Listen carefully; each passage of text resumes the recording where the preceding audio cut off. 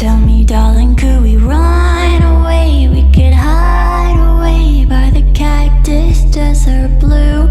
I can see it just a mile away from this crowded place. I could lay there next to you. Hey friends, welcome back to our channel, Best Freaking Friends Forever. So today we're going to be talking about Groundhog Day and just kind of the background of it. So we watched the movie Groundhog Day and we also did some background research on it.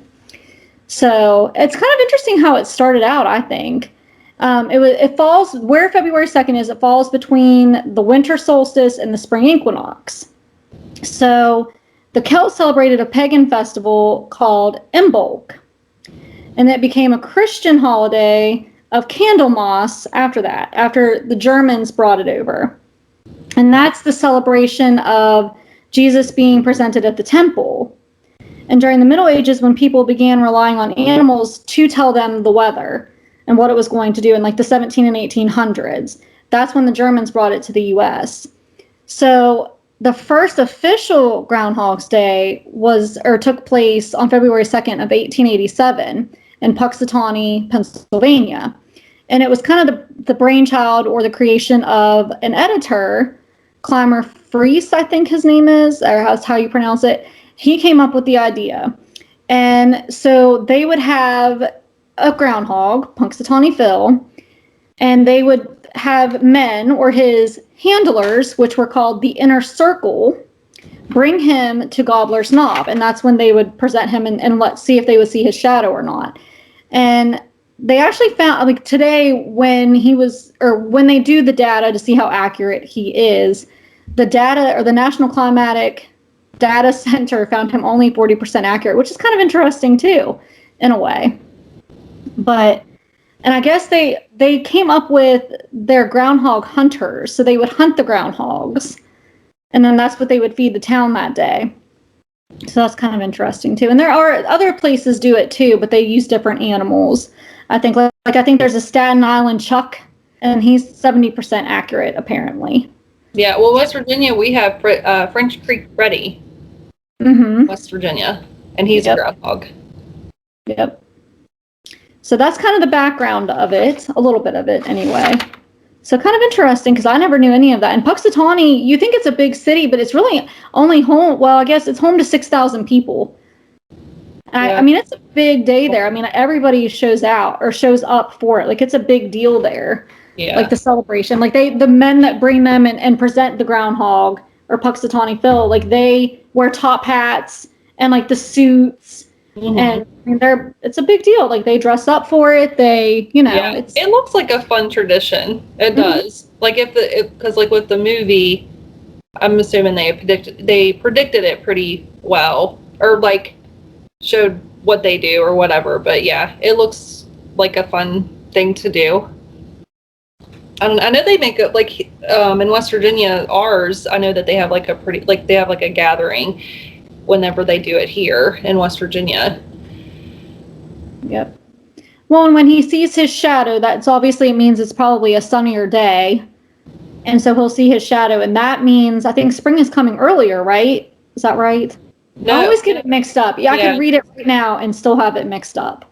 Yeah, no, I think he sees his shadow and it makes him hide, so that means there's going to be more bad weather. And if he doesn't and he stays out, then we're going to have, spring's going to come sooner. But in the movie, I thought it was, I don't think I've ever watched, like, do they actually like pretend to talk to the groundhog? I never knew that. I've not. I thought he came out of the hole and like peered around. Like I've never watched one. I guess I probably should do that and see what they really do with them. But yeah, in the movie, they talk to the groundhog. He whispers his prediction. Yeah. I guess, right? Is that what they said that he did? Well, isn't the groundhog's nickname Whistle Pig? Yeah. Yeah. Yeah, they're called Whistle Pig because they whistle. Yeah. They're cute. They're fluffy and cute. I don't know, like here I can see them, like we have some that live right across the road here. And I always see them over here in the field. They're always like running around. They're so fun to watch. They're fun to watch until they get under your house and tear it up. dig and dig and dig and tear wood and stuff. Yeah. Which they will do. But, right. What was your favorite part in the movie?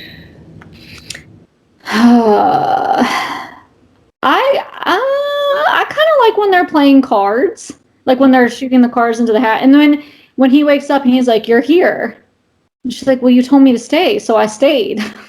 Yeah, that was Like, nice. I think I liked that they found each other, and then that's when the loop was broken. Mm-hmm. I thought that was kind of So I have a fact on. Is that the one? So I have two facts that I found. A scene was shot in which Phil destroys his room, slashing pillows, spray painting the walls, etc. He also shaves his head. Then the camera pulls back from his face to show that his hair and the room were back to normal the next morning. But Harold Ramis had trouble making this made me laugh. So Harold Ramis had trouble making the dissolving shot and match. So the scene was changed to Phil breaking a pencil. Like all of that to just break a pencil. Like, I don't know. I was reading it and that kind of made me chuckle. And go ahead.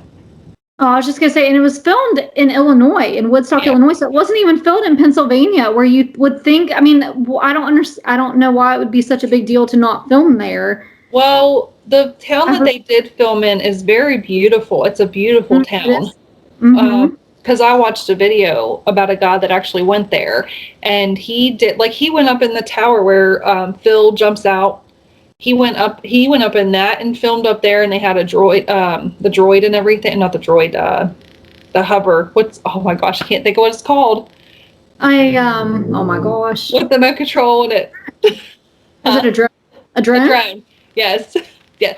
So yes, he went there and they had a drone and they floated the drone up and saw him in the building and stuff. And I would almost like to go see that town. I think it's, they even have like the corner where Ned every morning keeps running into Phil. They have that corner and they have a plaque there, and the puddle. They have a plaque for the puddle. They said Phil stepped here, or Bill. Was it Bill or Phil that stepped there?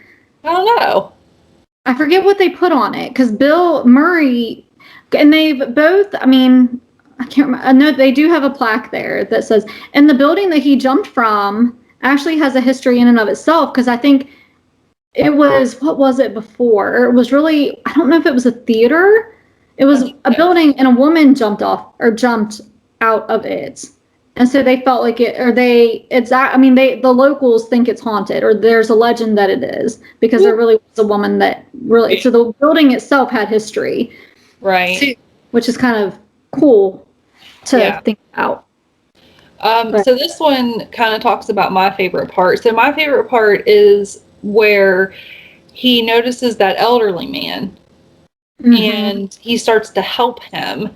And I just like that. To me, that's where we finally see, I think, a true change, is whenever he starts trying to help that man. So this is a little fun fact about it. So it says, when Phil takes the elderly man to the hospital and talks to the nurse, a boy with a broken leg can be seen in the background. This is the same boy who falls out of the tree later on in the film. Funny, because they said during the movie, Phil goes through Elizabeth Kubler-Ross's 5 stages of denial, or the 5 stages. He goes through denial, he goes through anger, he goes through grief, he goes through bargaining, I'm trying to think of when he showed bargaining, and then depression, and then acceptance. So I think that's kind of interesting. Yeah, and they said, the people that did this movie said that he was in this loop for 10 years. And there was somebody that did the math on it, and it was like 8 years and 8 months or something like that. So they were really close with the math, because they'd said, how long would it take it to learn piano? How long would it take to learn another language? Just him trying to figure out how to rob that bank truck, they said probably would take somebody a month to figure out, like, second by second, the wind's going to blow, that sort of thing. Yep. Originally, though, they said that they were going to make it 10,000 years. And they cut it back down to 10. And how many days? I know you said that. How many days did they actually show? They showed 38 days, whether it was partial days or whole days. There were 38 days shown in the movie total, whether they were partial or not, or whole days. Yeah, there were 38 days depicted in the movie. Yeah. I liked this movie. it's one that I think I'll watch again. And I don't know, like these kind of movies are interesting. It was towards the end, I felt it just getting a little too long. And like the parts where he's trying to kill himself, like those parts, they kept showing different ways he was trying to do it, and then he'd wake back up. I don't know if we needed all of that, because I even read a fact where it said they even said that they would not look into like the evil side of it, where you could kill somebody and the next day they'd be alive, or you could harm somebody, those types of things, or like burn a building down. They never wanted to get into that. So if they didn't want to get into all that, I wonder why they got into him killing himself so many times. I think that was probably the anger, I think he was trying to get, I think was trying to go through the process of trying to break the loop. So I think he thought if he did that, that would break the loop, or he wouldn't be in it anymore. Yeah. I don't know. I think that's why I think I like him finding Rita, who's his producer. I think that's why it's funny that's what ended up breaking the loop. And he was so, because he ends up pinching her.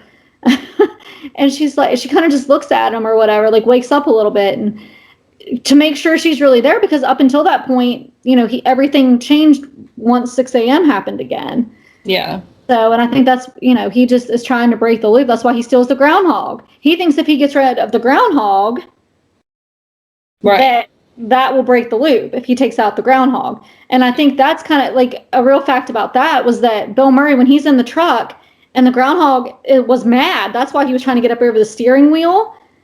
And he bit him after that, and it was all ad-libbed where he said, "Don't drive mad, don't drive angry," or he was like, "Don't drive angry, don't drive angry." That was him ad-libbing because he could tell the groundhog was agitated, and then he ended up biting him, and he had to go get a rabies shot or injections because they were so severe.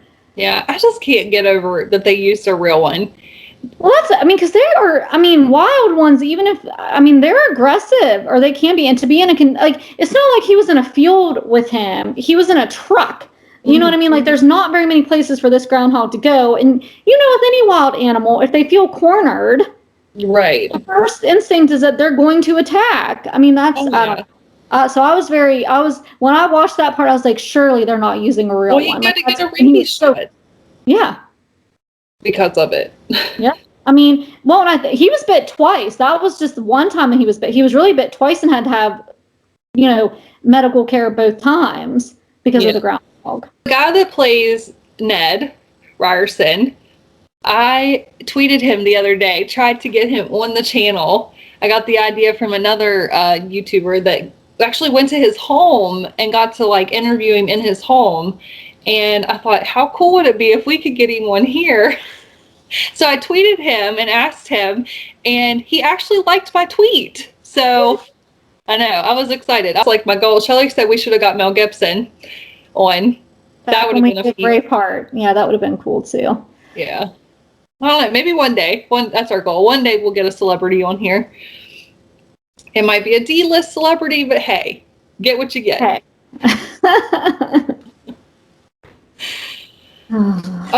So what do you think of the movie? You won't watch it again?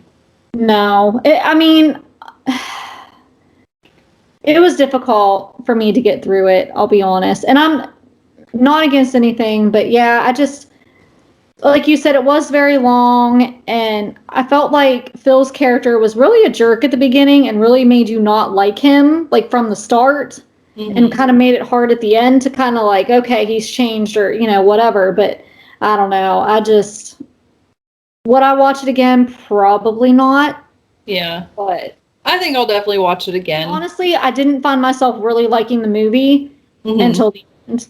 When they did get together and he finally gets out of the loop and she truly falls for him, did I start liking it? And that was what last... I think, he starts...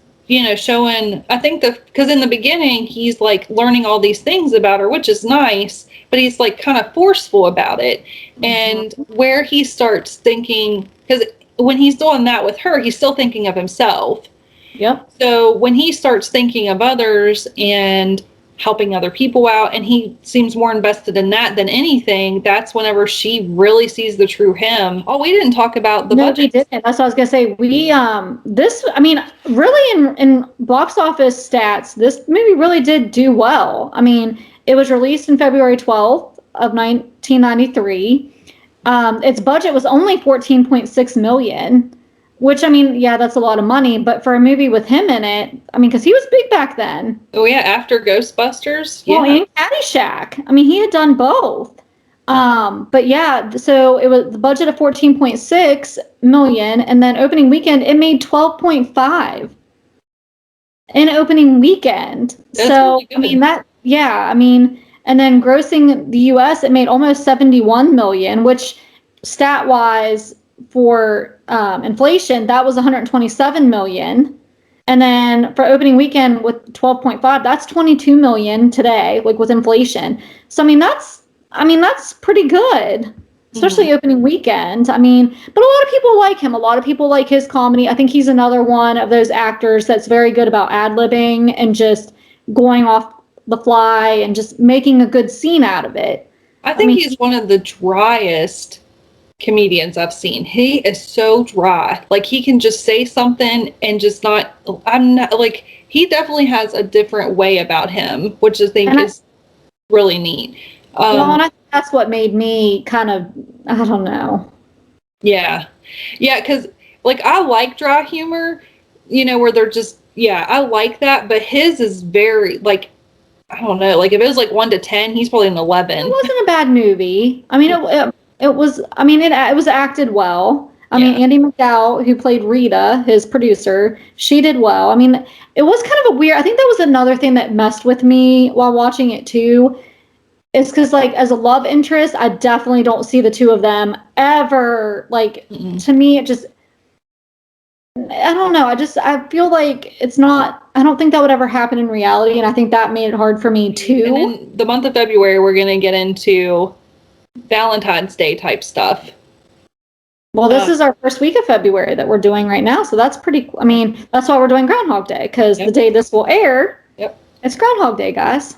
Yes, it is. Happy Groundhog Day. And we won't have a stat, we won't have anything to tell you what he did. So you'll have to just figure that out on your own. But yeah, we don't have anything for today, because we're filming this on a Sunday. Right. Well, you can catch us on, this week we're going to do something a little different. And even this month, we're going to try to do we're doing shorter. Everybody kind of asks for shorter episodes. So we're going to try to shorten things down, and we're going to do 4 episodes a week, just shorter ones.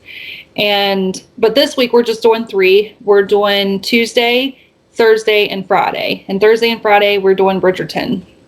Yep. Season 1, episodes 3 and 4. Yep. So catch us then. I'm Tiffany, and this is my BFFF Shelley. Join us next time, friends, for another great episode.